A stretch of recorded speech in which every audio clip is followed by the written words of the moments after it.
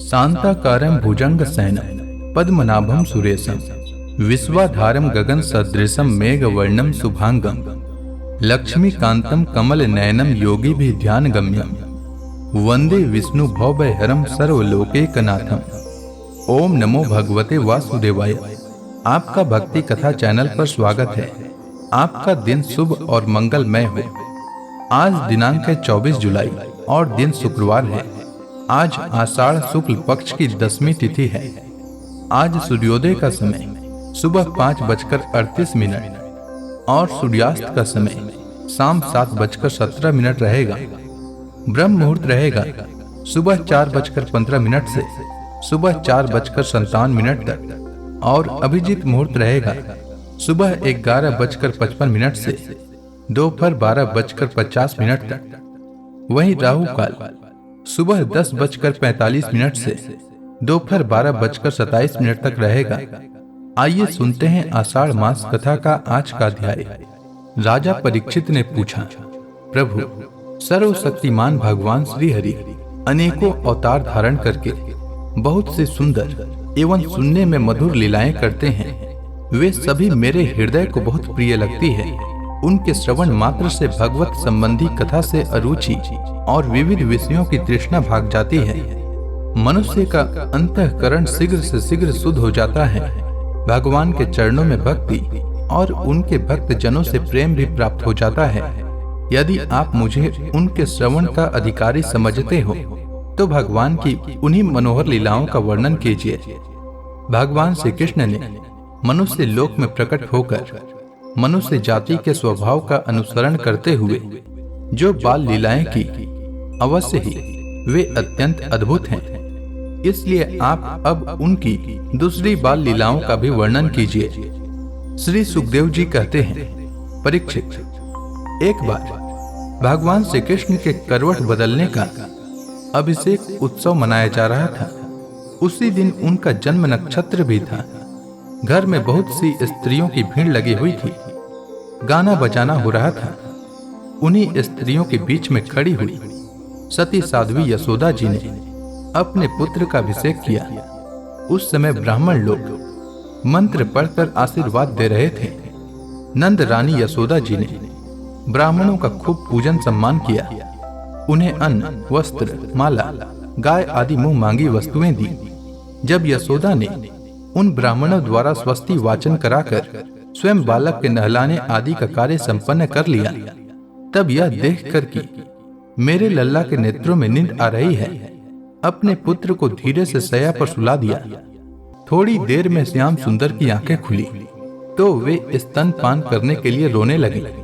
उस समय मनस्विनी यशोदा जी उत्सव में आए हुए व्रजवासियों के स्वागत सत्कार में बहुत ही तन्मय हो रही थी। इसलिए उन्हें श्री कृष्ण का रोना सुनाई नहीं पड़ा। तब श्री कृष्ण रोते रोते अपने पांव उछालने लगे। शिशु श्री कृष्ण एक छकड़े के नीचे सोए हुए थे। उनके पांव अभी लाल लाल कपोलों के समान बड़े ही कोमल और नन्हे नन्हे थे, परंतु वह नन्हा सा पांव लगते ही विशाल छकड़ा उलट गया। उस छकड़े पर दूध, दही आदि अनेक रसों से भरी हुई मटकियां और दूसरे बर्तन रखे हुए थे।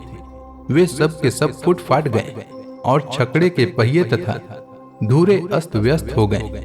उसका जुआ फट गया। करवट बदलने के उत्सव में जितनी भी स्त्रियां आई हुई थीं, वे सब और यशोदा, रोहिणी, नंद बाबा और गोपगण इस विचित्र घटना को देखकर व्याकुल हो गए।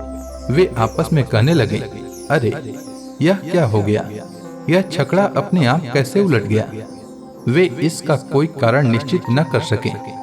वहां खेलते हुए बालकों ने गोपों और गोपियों से कहा कि इस श्री कृष्ण ने ही तो रोते रोते अपने पांव की ठोकर से इसे उलट दिया है, इसमें कोई संदेह नहीं। परंतु गोपों ने उसे बालकों की बात मानकर उस पर विश्वास नहीं किया।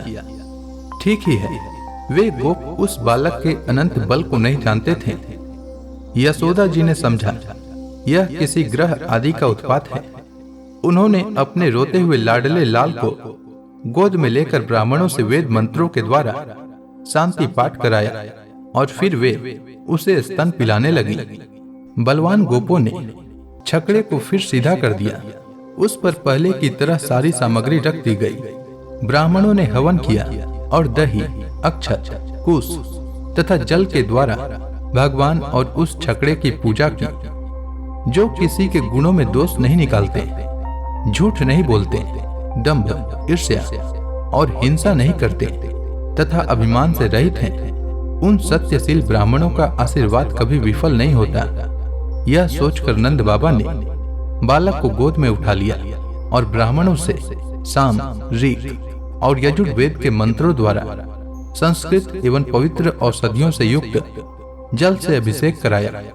उन्होंने बड़ी एकाग्रता से स्वस्त्ययन पाठ और हवन कराकर ब्राह्मणों को अति उत्तम अन्न का भोजन कराया। इसके बाद नंद बाबा ने अपने पुत्र की उन्नति और अभिवृद्धि की कामना से ब्राह्मणों को सर्वगुण संपन्न बहुत सी गौवें दी। वे गौवें वस्त्र, पुष्पमाला और सोने के हारों से सजी हुई थी। ब्राह्मणों ने उन्हें आशीर्वाद दिया। यह बात स्पष्ट है कि जो वेद वेता और सदाचारी ब्राह्मण होते हैं, उनका आशीर्वाद कभी निष्फल नहीं होता। तो इसी के साथ यह अध्याय समाप्त हुआ। तो प्रेम से बोलिए विष्णु भगवान की जय, समस्त देवी देवताओं की जय। इसके आगे की कथा मैं कल के अध्याय में सुनाऊंगा। तब तक के लिए भगवान श्री हरि विष्णु का नाम जपते रहें।